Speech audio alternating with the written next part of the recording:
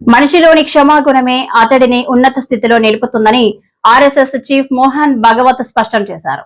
శుక్రవారం తిరుపతిలోని సంస్కృతి యూనివర్సిటీలో 4 రోజుల పాటు జరగనున్న భారతీయ విజ్ఞాన సమ్మేళనం కేంద్ర మంత్రి జితేంద్ర సింగ్, సీఎం చంద్రబాబు నాయుడుతో కలిసి ఆర్ఎస్ఎస్ చీఫ్ మోహన్ భగవత్ ప్రారంభించారు. అనంతరం ఆర్ఎస్ఎస్ చీఫ్ మోహన్ భగవత్ మాట్లాడుతూ तो सुख की कल्पना क्या है, इस पर विकास की दिशा निर्धारित होती है।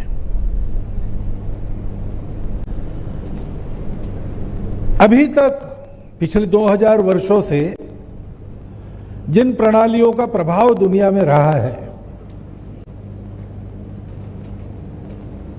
उसमें यह माना गया कि सुख केवल भौतिक है, क्योंकि हम दुनिया का अध्ययन करते हैं, दुनिया के पशु पक्षियों को देखते हैं, तो यही ध्यान में आता है।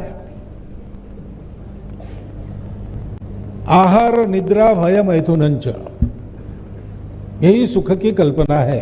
जानवरों के लिए ठीक है, वो जन्म लेते हैं, उनको ज्ञान लालसा रहती नहीं, क्योंकि विचार ही नहीं है, और इसलिए मरते दम तक जीना है। मरते दम तक जीना है तो जीने की आवश्यकताएं पूरी करनी है। एक दिन मर जाना है, क्यों जन्मे, कब मरेंगे, कैसे मरेंगे, कोई चिंता नहीं है। सुख दुख तात्कालिक है और भौतिक है। कोई जानवर निराश होकर आत्महत्या नहीं करता, आत्महत्या केवल मनुष्य करता है, क्योंकि जानवर को निराशा नहीं होती। जो होती है वो तात्कालिक होती है और भौतिक होती है। मनुष्य का भी विकास इसी पैमाने पर नापा गया, क्योंकि वैसे देखा जाए तो एक बुद्धि ज्यादा है मनुष्य में। शरीर होता है, मन होता है, बुद्धि होती है। बुद्धि भी ब्रेन में चलने वाले रासायनिक क्रियाओं का प्रोडक्ट है,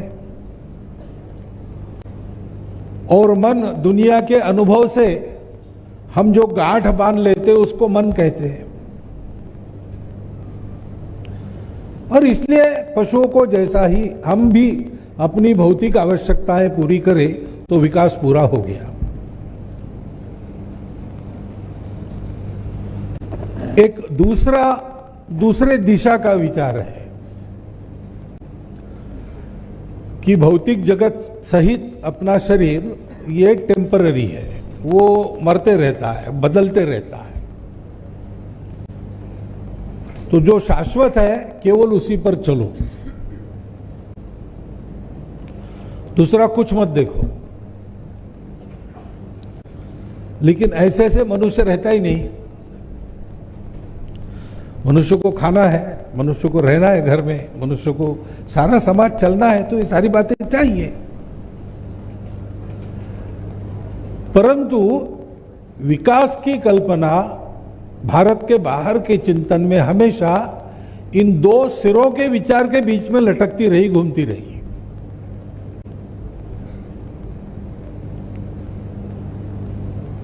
हमारे यहां हमारी दृष्टि अलग है। हमने ये समझा कि सृष्टि दोनों बातों से चलती है। भौतिक जगत का हम अनुभव लेते हैं, अपने ज्ञानेंद्रिय सब बाहर देखते हैं, बाहर की दुनिया का अनुभव होता है। अनुभव होता है तो वो है, वो मिथ्या है यानी असत्य नहीं है। मिथ्या इज रिलेटिव ट्रुथ। कुछ दूर तक वो भी सत्य, उसमें से जाना पड़ता है। तो रोटी, कपड़ा, मकान, स्वास्थ्य, शिक्षा, ये सब चाहिए, उसमें आराम चाहिए, कष्ट कम करने चाहिए, परंतु यहां रुकना नहीं चाहिए। वास्तव में सुख चाहिए तो दो बातें हैं। सुख अपने अंदर होता है, बाहर नहीं होता है, मानने पर होता है। एक रसगुल्ला खाएंगे सुखी होंगे, 25 खाएंगे तो अधिक सुखी होंगे, 50 खाने वाले भी है, 100 खाने वाले भी है। परंतु कभी न कभी ये स्थिति आती है कि फिर से रसगुल्ला सामने लाया तो उल्टी होने जैसी भावना होती है। तो रसगुल्ले में सुख नहीं है, सुख हमारे अंदर है। ये हमारे अंदर जिसको सुख होता है वो कोने खोजो तो सुख का सोर्स ही मिल जाएगा, क्योंकि सुख बाहर नहीं, सुख अंदर है। और दूसरी बात है, सुख अकेले का संभव नहीं है। मैं अकेला सुखी हो नहीं सकता। मान लीजिए दुनिया की सारी संपत्ति मेरे पास आ गई, मेरी सारी आकांक्षाएं पूर्ण हो गई, मैं अकेला सुखी हो भी गया तो भी बाकी दुनिया मुझे सुख से जीने नहीं देगी, क्योंकि बाकी दुनिया है, मैं अकेला जी नहीं सकता। मुझे परिवार चाहिए, मुझे अपने रिश्ते नाते चाहिए, मुझे पेड़ पौधों को भी आदत हो जाती है।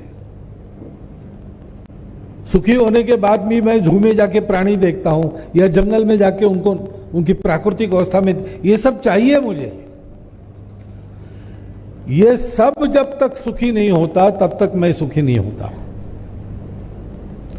इसलिए एक बात मुख्यमंत्री जी ने कही, बड़ी महत्व की बात है, विकास ऐसा नहीं होना चाहिए जिससे समाज में दो वर्ग तैयार हो, सुखी लोगों का और दुखी लोगों का, हैव्स और हैव नॉट। ये गलत विकास है। विकास ऐसा होना चाहिए, मनुष्य की क्षमताओं में फर्क रहता है, इसलिए अपने पराक्रम से कौन कितना पाता है इसमें अंतर रहेगा, लेकिन ये अंतर कम से कम रहे। वो अंतर मनुष्य को जो अवसर मिलता है